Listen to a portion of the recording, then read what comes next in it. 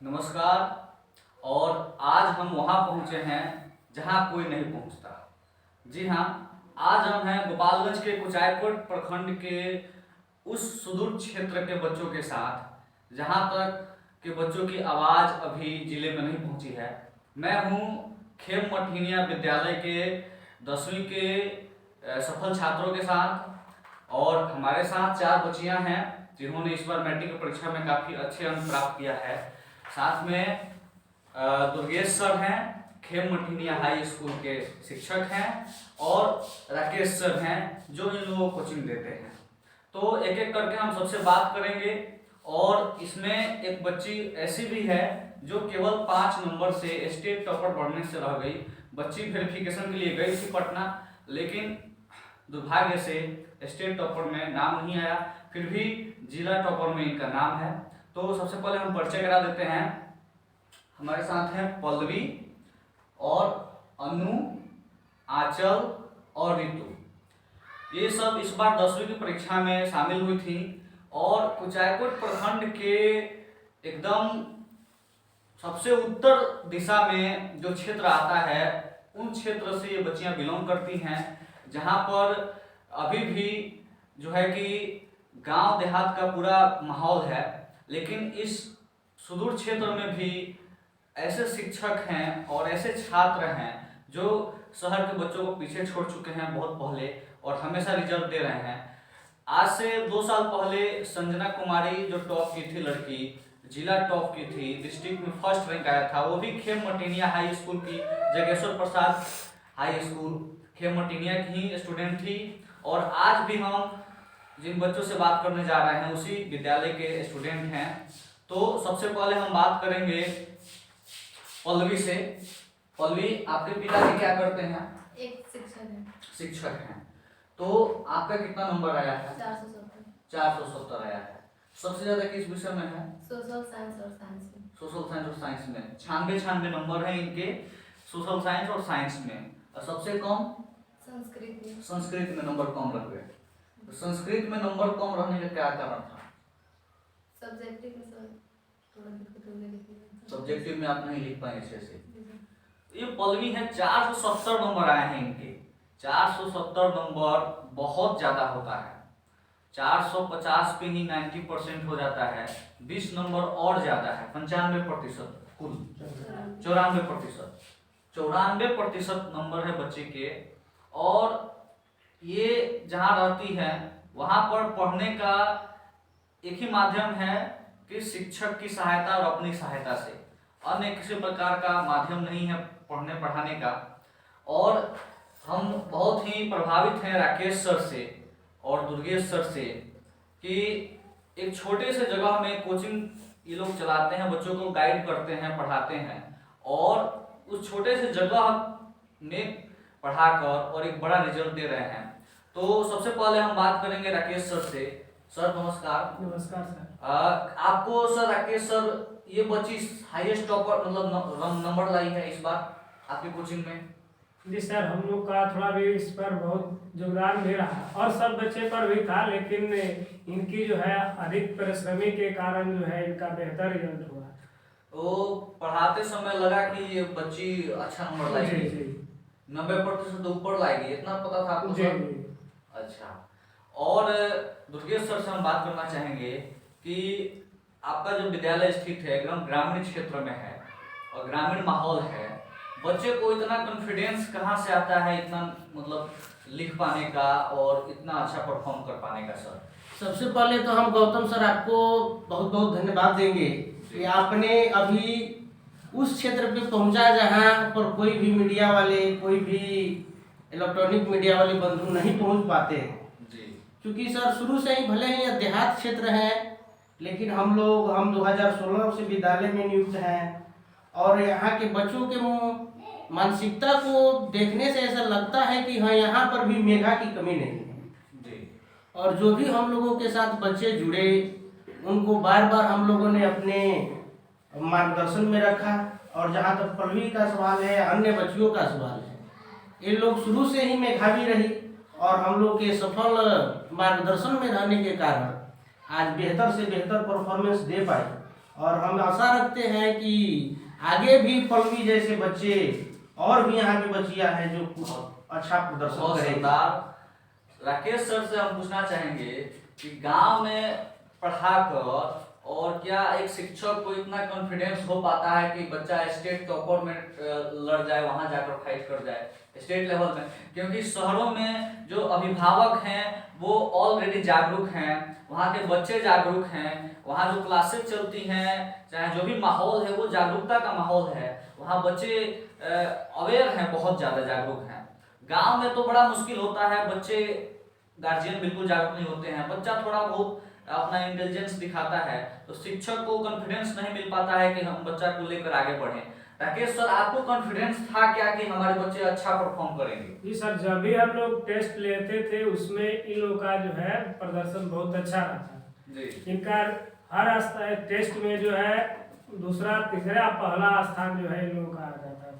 इसलिए हम लोग को थोड़ा कॉन्फिडेंस हुआ कि यह बच्चे जो है वह अच्छे प्रदर्शन करेंगे। मतलब तो पढ़ाते समय क्या एक सपना जग गया था सर कि हमारे बच्चे भी स्टेट लेवल में जाएंगे? जी सर, ऐसे भी हम लोग मतलब पूरा कॉन्फिडेंस में हो गए कि इसी तरह के हम लोग से और कठिन परिश्रम करा देते हैं तो रिजल्ट बेहतर हो जाएगा। मैं इनके यहाँ पहुंचा, इस गांव में सासा मूसा NH-27 हाईवे से करीब 10 किलोमीटर उत्तर दिशा में एकदम बांध जो है गंडक नदी का, उस बांध के किनारे हम लोग स्थित बैठे हुए हैं और एकदम सुदूर एरिया है।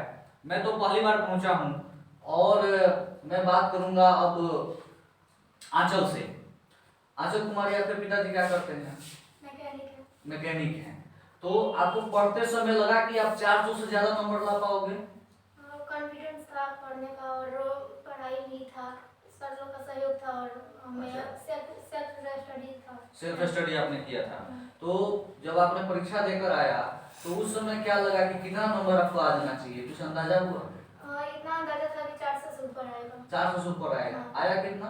456। 456 आ गया। इन्होंने 90% को क्रॉस कर दिया और एकदम गांव की लड़की, एक आम लड़की और 90% बोर्ड परीक्षा में लाती है, ये आम बात नहीं है, एक खास बात है। नीतू, अनु, सॉरी इनका नाम हम बार बार भूल जा रहे हैं। अनु कुमारी, आपके पिताजी क्या करते हैं? इलेक्ट्रीशियन है। तो पिताजी कहाँ रहते हैं, गांव में या बाहर? दुबई रहते हैं। तो वो बोलते थे पढ़ने के लिए आपको, और माताजी आपको बोलते थे पढ़ने के लिए? अच्छा, तो पढ़ाई में किन किन का सहयोग आपको मिला है? टीचर का और सेल्फ स्टडी का? अच्छा, सेल्फ स्टडी और टीचर का। तो फिर से हम एक बार चल रहे हैं दुर्गेश सर के पास कि दुर्गेश सर, आप कौन सा विषय पढ़ा रहे थे यहाँ पर? सर, हम विज्ञान विषय के शिक्षक हैं जी। और हम बच्चों को शुरू से ही विज्ञान पढ़ाते आ रहे हैं जी। और आवश्यकता पड़ता है तो हम साहित्य भी में भी रुचि रखते हैं और साहित्य भी, भाषा भी आप पढ़ा देते हैं। तो विज्ञान में तो बच्चे काफी अच्छे नंबर लाए हैं। राकेश सर, आप क्या पढ़ाते हैं? मैथमेटिक्स पढ़ाते हैं। तो आपके मैथमेटिक्स का हाईएस्ट स्कोर क्या रहा है इन लोगों का? कितना नंबर रहा है? 94 सबसे ज्यादा है आपकी कोचिंग का, 94 नंबर है।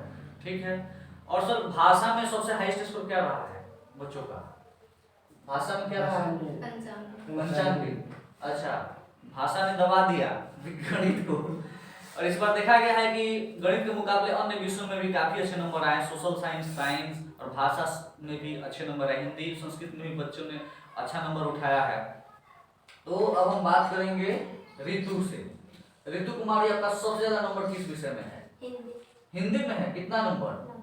90 नंबर है हिंदी में। तो हिंदी में तो नंबर अच्छे नहीं आते हैं, कैसे आपका नंबर अच्छा आ गया? मतलब किस प्रकार की तैयारी से, मतलब कहाँ से हेल्प मिला? सर पढ़ाते थे कॉपी से और सर बोले घर खरीद लो उससे। किताब भी पढ़ती थी आप? जी। किताब पढ़ा है आपने पूरा? आपने किताब पढ़ा है अपने विषय का?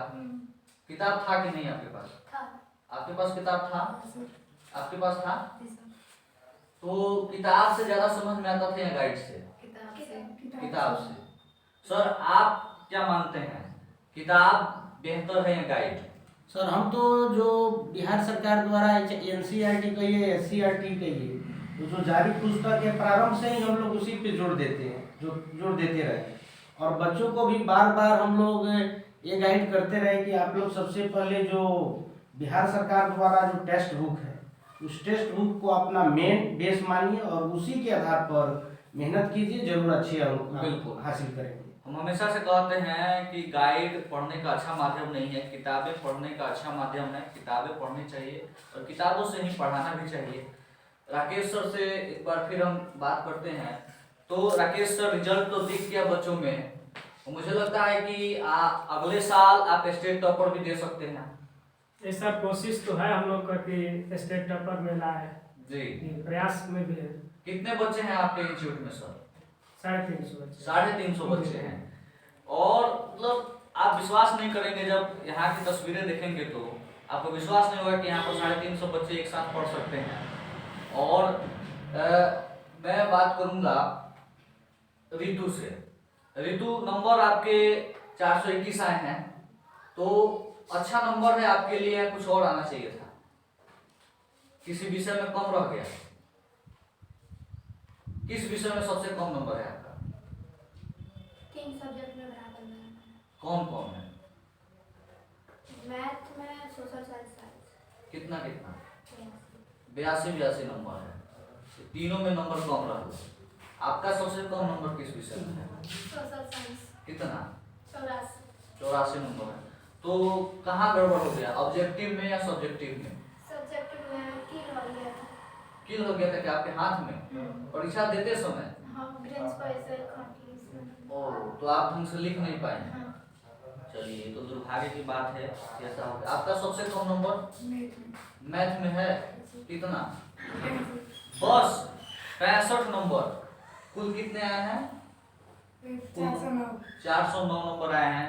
65 नंबर मैथ में है। तो कहाँ कमी रह गई, ऑब्जेक्टिव या सब्जेक्टिव? ऑब्जेक्टिव आपने गलत कर दिया। ऑब्जेक्टिव गलत कर दिया, जबकि ऑब्जेक्टिव में है कि फुल मार्क्स का प्रावधान अगर सही है तो पूरा का पूरा नंबर मिलेगा, और बच्चे ऑब्जेक्टिव में ही नंबर उठा रहे हैं। इन्होंने मिस कर दिया ऑब्जेक्टिव। और मुझे लगता है कि अगर बच्चा ऑब्जेक्टिव में अच्छा कर जाए तो सब्जेक्टिव में थोड़ा कम भी करे तो नंबर अच्छे आ जाते हैं। लेकिन सब्जेक्टिव में तो नंबर कम आते ही हैं, कटने के चांसेस रहते हैं। आपका सबसे कम नंबर कितना? संस्कृत कितना? 89। संस्कृत में 89 नंबर है। तो इसमें और आना चाहिए था। आपने कहाँ पे मिस्टेक किया, ऑब्जेक्टिव या सब्जेक्टिव? सब्जेक्टिव मैं पूरा लिखी थी, अब बट चेक करने वाले को पता नहीं कैसे नंबर देते, 7 नंबर। ऐसा नहीं होता है कि चेक करने वाला अगर आपने लिखा है तो पूरा नंबर आपको काट दे। चेक करने वाला आपके लिए कभी गलत नंबर नहीं बैठाता है। हो सकता है आपने सही जवाब न लिखे हो, ठीक है। चेक करने वाले की गलती नहीं कहिए, और नहीं होती है। हम लोग जाते हैं कॉपी जांच में तो हम लोग देखते हैं बच्चे जितने लिखते हैं उतना नंबर दिया जाता है। आप ही ने कहीं गलती किया होगा। तो पल्लवी कुमारी 470 नंबर के साथ और काफ़ी नज़दीक पहुंच गई थी स्टेट टॉपर के। तो हम आशा करेंगे कि सर के विद्यालय से, जगेश्वर प्रसाद जो विद्यालय है, खेम मटिनिया उच्च विद्यालय है, वहाँ से बच्चे टॉप करते आए हैं। हो सकता है एक दिन जरूर स्टेट टॉपर सर के विद्यालय से निकलेगा। राकेश यादव सर के कोचिंग से बच्चे गाइडेंस लेकर स्टेट टॉपर निकलेंगे। और आप लोगों से मैं पूछना चाहूँगा, इंटरमीडिएट में आपका क्या टारगेट है, कितना लाओगे? मतलब कुछ सोचा है? इससे ज़्यादा ला पाओगे कि नहीं ला पाओगे? ला पाएंगे। लाओगे बिल्कुल। आप? इससे भी ज़्यादा। इससे भी ज़्यादा। आप? 400 प्लस? 400 प्लस तो है नहीं, 450 प्लस जाओ। आपका क्या टारगेट है? मैं स्टेट टॉपर में होंगी। स्टेट टॉपर में, इंटर में। चलिए हमारे इनसे हम इन्होंने बात कर दिया, कह दिया है, एक प्रॉमिस किया है कि स्टेट टॉपर में आऊंगी। तो इसके बाद कहाँ पढ़ना चाहती हैं आप? गोपालगंज पढ़ना चाहती हैं। गोपालगंज से बाहर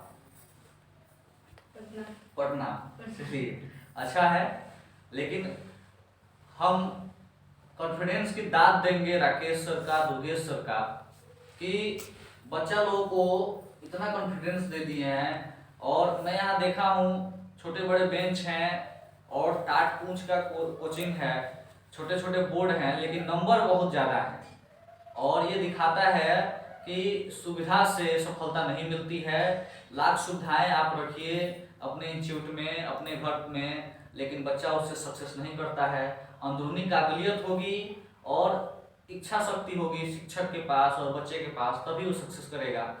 हम इन बच्चियों को आगे भी नज़र में रखेंगे ये बच्चियाँ कहाँ तक आगे बढ़ रही हैं, इनका सहयोग रहेगा इनके आगे बढ़ाने में हम सभी का।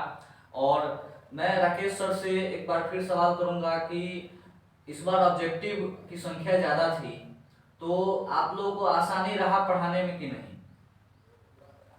ये तो सर आसानी ही था कि 100 में कोई भी क्वेश्चन 50 सॉल्व करना था, तो बच्चे जो है जो अपना जानते हैं वो आसानी से सॉल्व कर सकते हैं। तो ऑब्जेक्टिव और सब्जेक्टिव पढ़ाने का आपने बराबर समय दिया कि कम ज़्यादा दिया? नहीं, सब्जेक्टिव तो चल ही रहा था। ऑब्जेक्टिव में इसे टेस्ट वगैरह में हम लोग लेते थे और उसी को कभी कभी पढ़ा देते थे बीच बीच में। ऑब्जेक्टिव ज़्यादातर सब्जेक्टिव चलता जी, था, जी। ऑब्जेक्टिव पे थोड़ा सा कम ध्यान दिया गया, लेकिन मात्रा ऑब्जेक्टिव की बराबर थी। और मुझे लगता है आपके कुछ बच्चियों ने ऑब्जेक्टिव में मार खा गई है बच्चियाँ। दुर्गेश सर, आगे इन लोगों का क्या आपका जो है कि मार्गदर्शन रहेगा कि आगे ये लोग कैसे पढ़ें, किस प्रकार से पढ़ें इंटरमीडिएट में, कि निश्चित रूप से ये स्टेट टॉपर में है? सर, जहाँ तक प्रश्न है इंटरमीडिएट की, तो हम लोग का फिर पुनः मैट्रिक के पूरे पैटर्न के अनुसार जैसे लोग तैयारी की, वैसे ही हम लोग का यह पूरा प्रयास रहेगा, सभी शिक्षक वृंद का यह प्रयास रहेगा। और जहाँ भी इन लोगों को ज़रूरत दिखेगी, जहाँ भी कमी दिखेगी, हम लोग बार बार इन लोगों को गाइड करते रहेंगे। और इनके अलावा किसी संसाधन की भी ज़रूरत पड़ती है तो विद्यालय या इस एक्सीलेंट स्टडी पॉइंट के द्वारा इन लोग को वो संसाधन उपलब्ध कराया जाएगा। और जब जब जिस चीज़ की सहयोग पड़ेगी हम लोग उससे पीछे नहीं हटेंगे, चाहे इसके लिए कुछ भी करना पड़े। बहुत बढ़िया सर के लिए ताली। और मैं इस बार देख रहा हूँ कि बड़े नाम वाले कोचिंग का कोई नाम नहीं है, सब पीछे हो गए। जो गुमनाम थे, जिनका कोई नाम नहीं था, आज उनके बच्चे नाम कर रहे हैं। ये बहुत अच्छी बात है कि गांव-गांव से जो है बच्चे 90% नंबर ला रहे हैं। और हम सर लोग से और बच्चों से हम शुभकामनाएं देते हैं और हम इनको बधाई देते हुए कहेंगे कि ये फिर से अच्छा परफॉर्म करें और ज़्यादा मेहनत और लगन से पढ़ें कि हम इनके पास फिर से आएँ। धन्यवाद। बंद कीजिए।